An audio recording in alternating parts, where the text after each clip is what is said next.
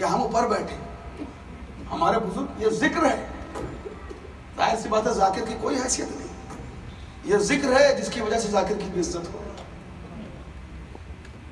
عزیزان گرامی، امام جیسے ہی محرم کا چاند نمودار ہوتا ہے اپنے گھر میں فرش عزا بچھا دیتے ہیں، اور فرش عزا بچھانے کے بعد دیبل کو بلاتے ہیں اور محلے والوں کو بلاتے ہیں۔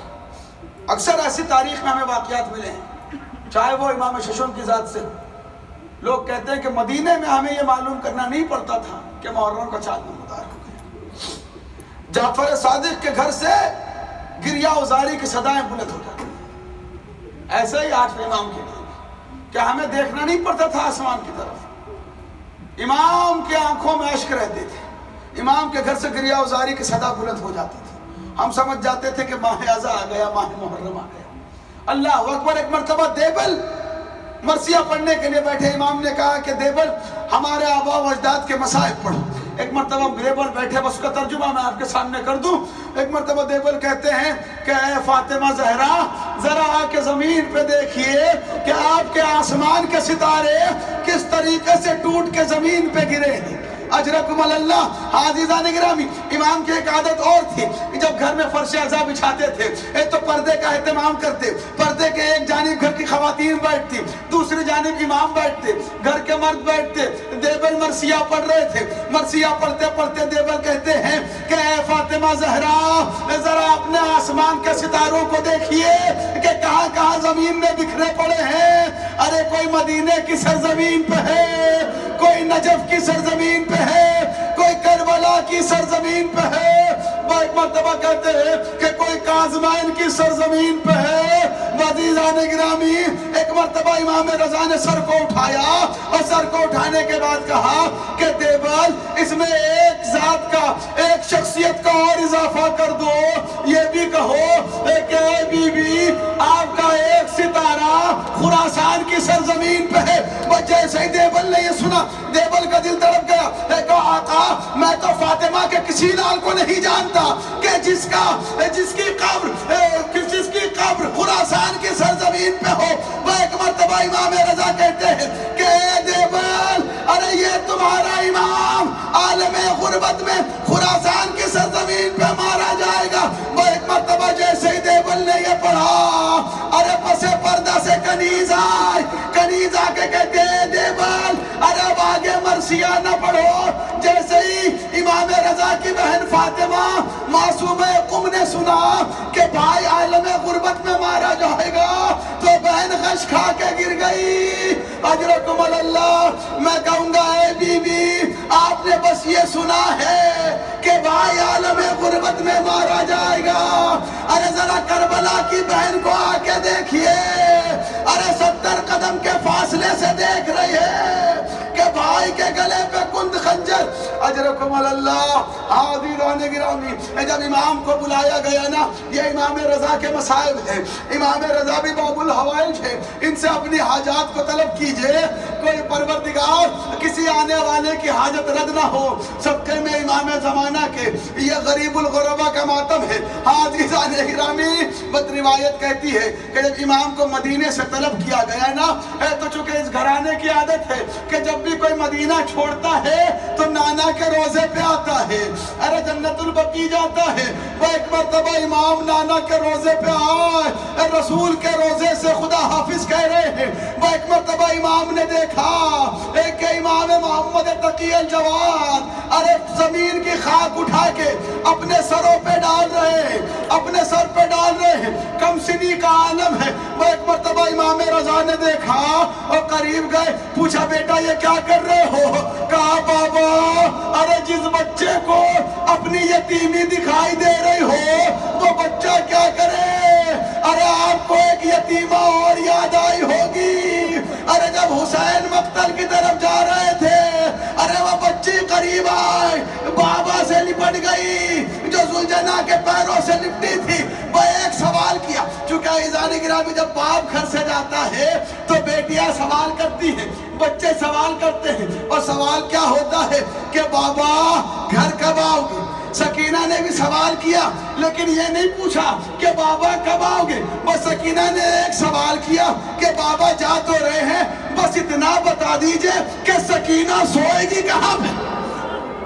اجرکم اللہ، آپ کی آوازیں بلند ہو گئی۔ مولا آپ کو کوئی غم نہ دے سوائے غم مظلوم کربلا، آپ کے بچوں کو سلامت رکھے، آپ کا سایہ آپ کے بچوں پہ قائم و دائم رکھے۔ عزیزان گرامی، روایت کہتی ہے کہ سکینہ نے ایک سوال کیا، کہا بابا وہ اتنا بتا دیجئے کہ چچا عباس آپ کے حصے میں آئے، بھیا علی اکبر آپ کے حصے میں آئے، آن محمد آپ کے حصے میں آئے، قاسم و اکبر میرا بھیا علی اصغر آپ کے حصے میں آیا، بابا بس اتنا بتا دیجئے کہ سکینہ کے حصے میں کیا آیا۔ عزیزان گرامی، صبر کا پروردگار حسین ارے خاموش کھڑا ہے۔ روایت بتاتی ہے کہ حسین نے کچھ نہ کہا، ارے کربلا کی زمین سے ایک مشت خاک اٹھائی، ارے سکینہ کے بالوں میں ڈالی۔ شاید حسین بتانا چاہ رہے ہو، اے بیٹی ارے تیرے حصے میں یتیمی، تیرے حصے میں اسیری، تیرے حصے میں تازیانے۔ اجرکم اللہ۔ عزیزان گرامی، بس امام جواد بھی امام رضا کو دیکھتے جاتے ہیں، اپنی یتیمی کا ماتم کرتے جاتے ہیں۔ روایت بتاتی ہے ایک وقت وہ آیا کہ وہ حاکم کو یہ محسوس ہوا کہ اب کسی طریقے سے امام کو اپنے درمیان سے ہٹانا ہوگا، بس امام کو دعوت پہ بلایا کہ میں چاہتا ہوں کہ آپ میرے گھر آئے، محل میں آنے کے بعد آپ میرے ساتھ کھانا نوش فرمائیں۔ وہ جب امام پہنچے، جانے سے پہلے امام نے غلام کو بلایا۔ ایک مرتبہ امام رضا کہتے ہیں کہ دیکھو مجھے حاکم نے بلایا ہے، اور جب میں پلٹ کے واپس آؤں اور اگر میری ابا میرے دوست پہ پڑی ہو تو سمجھنا سب کچھ ٹھیک ہے، لیکن اگر میں نے میری ابا کو سر سے اوڑا ہو تو دیکھو مجھ سے بات نہ کرنا، بھئی یہ سمجھنا کہ تمہارا آقا دنیا میں کچھ دیر کا مہمان ہے۔ عزیزان گرامی، امام پہنچے، ایک مرتبہ مامون نے دیکھا اور دیکھنے کے بعد کچھ انگور تھے جو امام کے سامنے رکھے اور اصرار کیا کہ مولا نوش فرمائیں۔ امام نے دیکھا، امام کہتے ہیں کہ نہیں رہنے دے، میں ان انگور کو نہیں کھانا چاہتا، لیکن جب بہت زیادہ اصرار ہوا تو ایک مرتبہ امام نے چند انگور لیے اور انگور کو اپنے دہنے اقدس میں رکھا، اور رکھنے کے بعد امام اٹھ کے چلنے لگے۔ اور ایک مرتبہ حاکم پوچھتا ہے کہ فرزند رسول کہاں جا رہے ہیں؟ وہ امام کہتے ہیں کہ جہاں تو نے بھیجا ہے میں وہیں جا رہا ہوں۔ وہ یہ کہہ کے امام نے کہا انا للہ و انا الیہ راجعون کہہ کے چلے۔ ارے جب گھر کے قریب پہنچے، بس جیسے گھر کے قریب پہنچے، ابا سر سے اوڑے ہوئے تھے۔ ارے خادم نے دیکھا، ارے ایک مرتبہ واویلا کہنے لگا، ماتم کرنے لگا۔ ارے دروازہ کھلا ہوا تھا، امام حجرے میں گئے، ایک مرتبہ حجرے میں جا کے لیٹ گئے۔ ارے حجرے سے آواز آئی، ہائے میرا بابا، ہائے میرا بابا علی رضا۔ خادم کے کانوں میں آواز پہنچی۔ ایک مرتبہ کہتا ہے کہ یہ جملہ تو میرے مولا کے سوا کوئی اور نہیں کہہ سکتا۔ بس ایسے ہی حجرے میں گیا، کیا دیکھا کہ ایک بچہ ہے، یہ امام تقی الجواد ہے، اور کہہ رہا ہے کہ میرا بابا مارا گیا۔ اور ایک مرتبہ امام نے امام کو غسل دیا، امام نے امام کو کفن دیا۔ ارے جنازہ شان و شوکت سے اٹھا۔ ارے میرا دل کہتا ہے کہ بقی میں ایک قبر میں ایک لاشا تڑپ گیا ہوگا۔ ارے یہ سید سجاد ہے، جب 11 محرم کو ارے ایک مرتبہ مقتل سے قافلہ گزارا گیا۔ ارے کیا عالم ہوا۔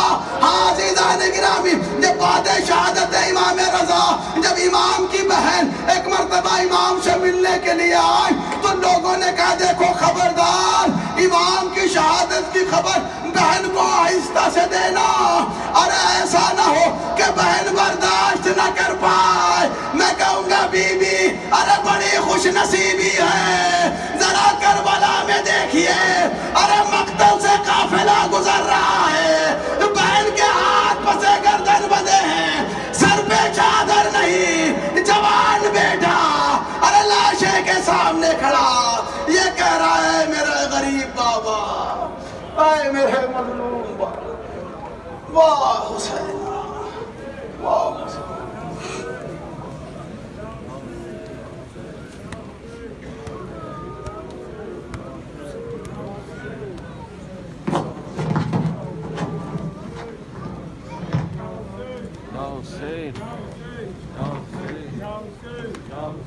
مشہد میں قیامت ہے برپا،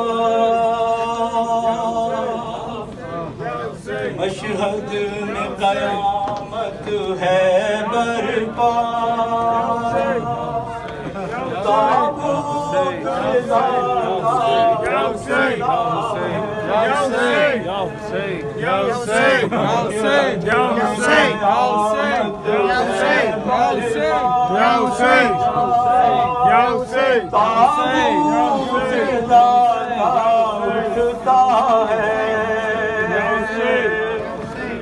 اے مولا تقی لیجے پرسا،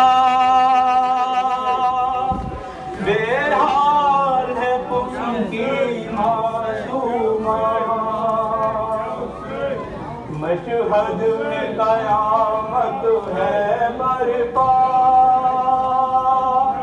تابوت رضا کا اٹھتا ہے،